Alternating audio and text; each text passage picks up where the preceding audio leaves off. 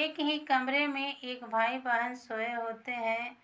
तभी भोर के समय होता है। भोर के समय जो ही होता है तो उस भाई के बहन के सास जो होती है वो शौच के लिए उठती है। उठने के बाद देखती है कि एक ही कमरे में भाई बहन सोए हैं। उनकी सास सुबह होते ही ऐसी क्या कर देती है कि सुबह उठते ही भाई अपने बहन के पास हाथ जोड़ने लगता है और फूट फूट कर रोने लगता है कि बहन, मैं आज के बाद तुम्हारे घर नहीं आऊँगा।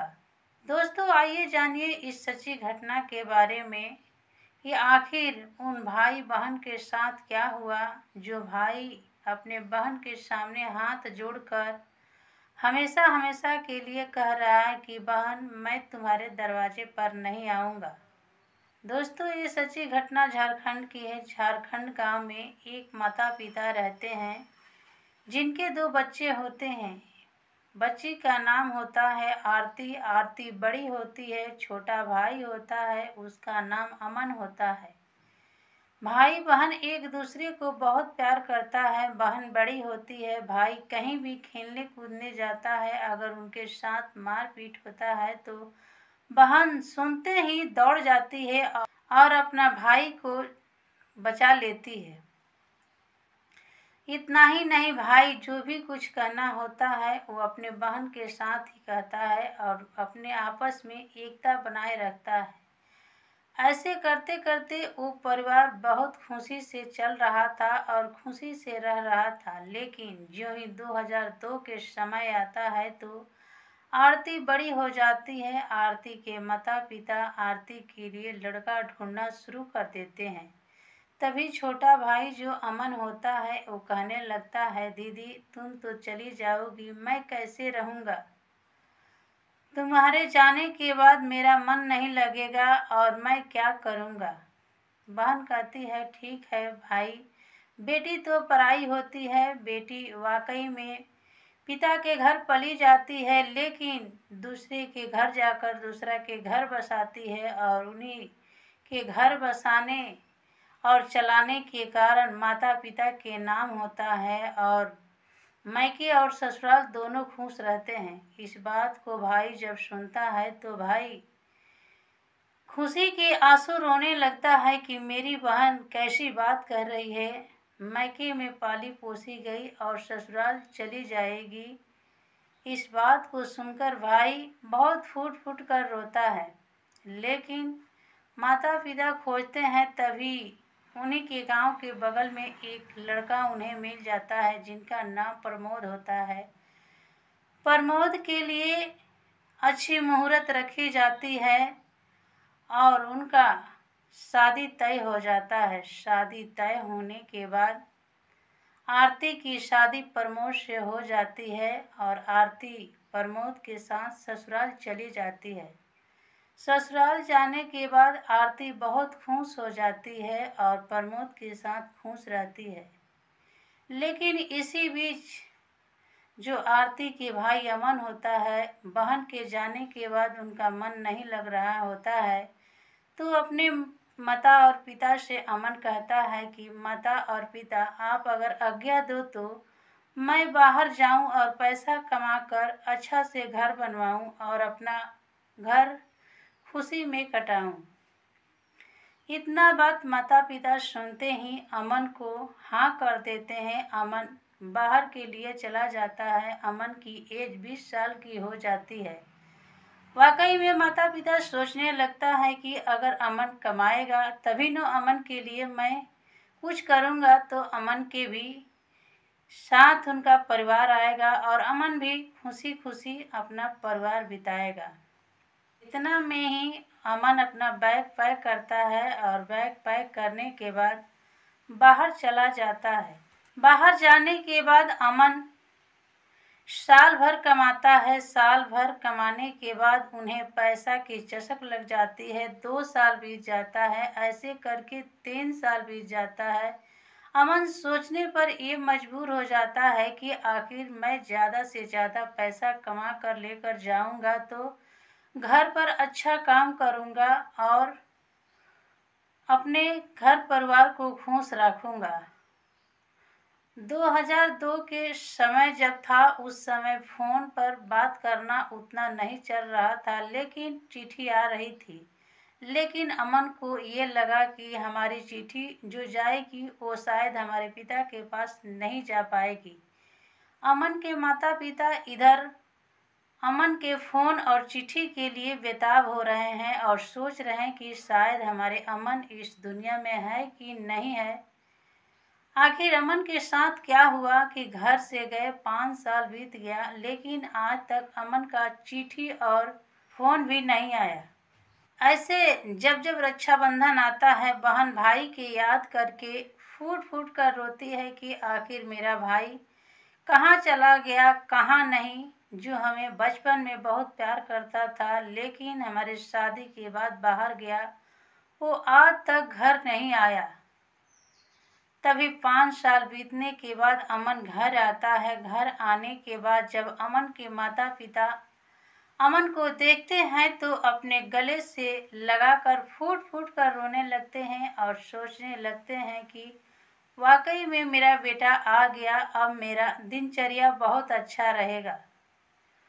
उसके बाद से भाई जो अमन होता है अपने बहन के घर जाने के लिए तैयार हो जाता है और कहने लगता है कि मैं बहन के पास न चिट्ठी न फ़ोन करूँगा और बिना बताए अपने बहन के घर जाऊँगा। अमन बहन के घर जाता है और अमन के बहन जब जो ही दरवाज़ा खोलती है, अपने भाई को देखती है तो भाई को गले से लगा लेती है और खुशी के आंसू रोने लगती है। भाई बहन दोनों एक साथ अंदर जाते हैं, तभी उनके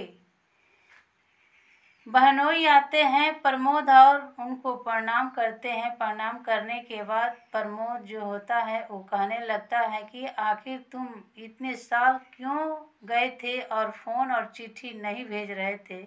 मैं अगर चिट्ठी भेजूँ तो मेरे माता पिता को मिल ही नहीं पाएगा, इसलिए मैंने चिट्ठी नहीं भेजा और पैसे कमाने में लग गया। लेकिन प्रमोद फिर से कहता है कि तुम्हारी बहन तुम्हारी रोज बात हमसे कहा करती थी कि मेरा भाई बचपन में हमसे बहुत लड़ता था, झगड़ता था और प्यार करता था। हम दोनों एक ही साथ लड़ते झगड़ते दिन रात कटाते थे। इतना बात कहने के बाद आरती ने अपने सभी परिवार को खाना खिला देती है, साथ में अपने भाई को भी खाना खिला देती है। खाना खिलाने के बाद भाई कहता है कि बहन ठीक है, मैं अब जा रहा हूँ। बहन कहती है कि नहीं बाबू, तुम कितने दिन बाद आए हो, आज तुम रहो, आज तुमसे मुझे कुछ बातें कहनी है। भाई कहता है कि ठीक है बहन, जो आपकी आज्ञा मैं वही करूँगा।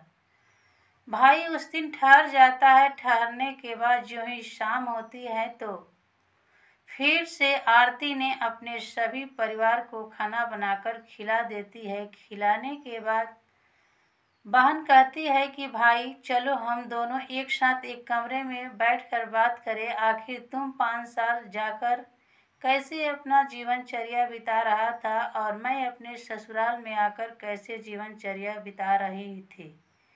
इतना बात सुनते ही अमन जाता है और भाई बहन एक कमरे में बैठ जाते हैं। बैठने के बाद वहाँ पर प्रमोद भी बैठा होता है, लेकिन प्रमोद कुछ देर बाद उनको नींद आने लगती है तो वो एक दूसरा कमरे में चला जाता है और जाने के बाद कुछ देर में वो नींद में आ जाता है। इसी बीच भाई और बहन दोनों बातें करते करते इनको भी नींद आने लगती है। तभी बहन कहती है कि भाई उधर साइड में तुम लेट जाओ और लेट कर बातें कर लो। दोनों बातें करते करते भाई बहन दोनों तरफ लेट जाते हैं। इनको पता ही नहीं चलता है कि कब इन दोनों को नींद आ जाती है। लेकिन जो ही भोर होता है तो उनकी जो सासू माँ होती है वो शौच के लिए जब निकलती है तो इनके खुली कमरे में उनकी नज़र पड़ती है। नज़र पड़ने के बाद सुबह होते ही वो सासू माँ जो होती है गांव में ऐसी बातें फैला देती है कि मेरी बहू आई है, उनका भाई आया है। वो दोनों एक कमरे में सोए होते हैं। ऐसे कहते कहते ये बातें पूरे गांव तक फैल जाती है। जब ये बात की खबर सरपंच तक जाता है तो सरपंच ने इस बात पर नाकंजा कसना शुरू कर देता है कि आखिर हमारे सरपंचई करते हुए हमारे गांव की ऐसी अभद्रता कैसे उठेगी। सरपंच ने सुबह होते ही पंचायत के लिए उस भाई और बहन को पंचायत में बुला देते हैं। अमन और आरती सोचने पर मजबूर हो जाते हैं, एक दूसरे को बहुत गहरी से देखने लगते हैं कि आखिर हमारे साथ क्या हुआ क्या नहीं हुआ। प्रदीप भी सोचने पर मजबूर हो जाता है, लेकिन जो ही सरपंच इस बात को कढ़ाते हैं तो आरती और अमन सुनते ही इस बात की जवाब देते हैं। आरती और अमन इस बात को सुनते ही आरती कहने लगती है कि मेरा भाई शादी के बाद बाहर गया था, 5 साल तक नहीं आया था। जो भाई 5 साल बाद बहन के घर आया है वो भाई अपने बहन से कुछ बातें कर रहा है। क्या ये बात करनी अनिवार्य नहीं है? इस बात को कुछ लोग सुनते हैं। वहाँ के लोग तो कहते हैं कि अरे भाई, ये तो बहुत बुरा कदम उठ गया। जहाँ एक भाई बहन का रिश्ता है वहाँ ये लोग कैसी बात कर रहे हैं। तभी अमन कहता है कि बहन, आज के बाद से मैं शपथ खाता हूँ कि तुम्हारे घर हमेशा हमेशा के लिए मैं नहीं आऊँगा। जो एक भाई बहन के ऊपर लक्ष्य लग सकता है शायद वो किसी और के ऊपर नहीं लग सकता है। इस बात को बहन सुनते ही बहुत फूट फूट कर रोती है और भाई के पैरों में गिर जाती है। बहुत रिक्वेस्ट करती है, लेकिन भाई कहता है कि नहीं बहन, आज के बाद से मैं तुम्हारे गांव में हमेशा हमेशा के लिए नहीं आऊँगा। जब मैं 5 साल पर आया हूँ तो मेरे साथ ऐसी रची गई साजिश, तो मैं अगर बार बार आता होता तो मेरे साथ कैसी साजिश रची जाती। इतना बात सुनते ही वहाँ के लोग शर्म के मारे झुक जाते हैं और कहने लगते हैं कि जो भी बात मुझे खबर मिली है तुम्हारी सास के द्वारा मिली है। सास जब इस बात को महसूस करती है तो घर पर आते ही अपने बहू के सामने हाथ जोड़ने लगती है और माफ़ी मांगने लगती है। माफ़ी मांगते देखकर आरती के पति प्रमोद जो होता है अपने माँ को बहुत डांट फटकार लगाता है और कहने लगता है कि माँ, तुम्हारा भी भाई होगा। अगर भाई बहन के रिश्ता को गहरी से देखो तो कितना पवित्र होता है।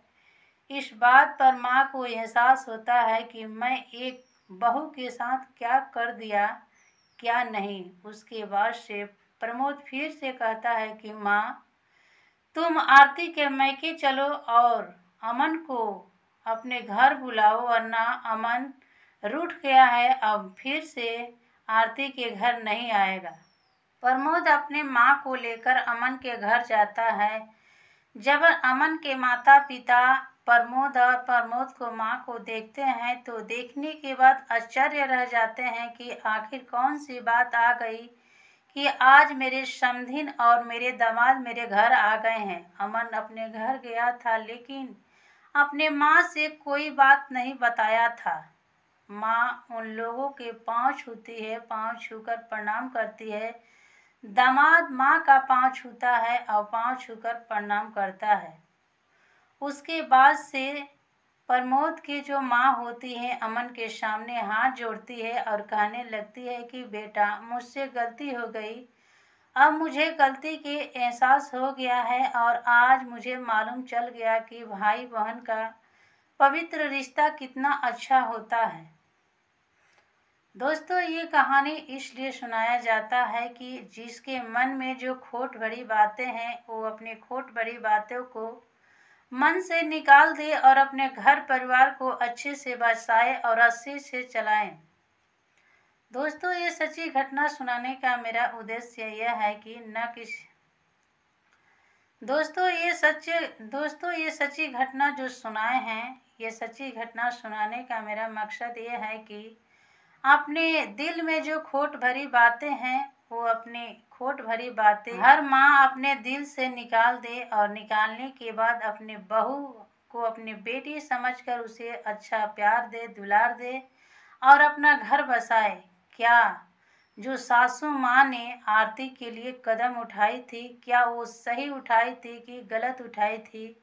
प्यारा सा कमेंट अवश्य करें। और ये सच्ची घटना सुनने के बाद न किसी को दिल को दुखाना है, बल्कि न किसी को रुलाना है, बल्कि इस कहानी से कुछ सीखने की ज़रूरत है और अपना घर परिवार अच्छा बसाने की ज़रूरत है।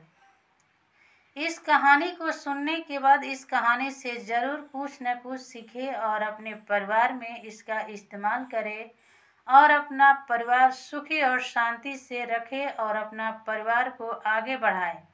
माता पिता ही ऐसा दर्जा देते हैं जो बेटा बहुत आगे तक जाता है। अगर माता पिता ही अच्छे प्यार दुलार नहीं देंगे तो बेटा और बेटी दुनिया में कौन सी चीज़ें हासिल कर सकता है। अगर पौधा हो लेकिन उसका जड़ मजबूत ना हो तो कैसे फल धर सकता है।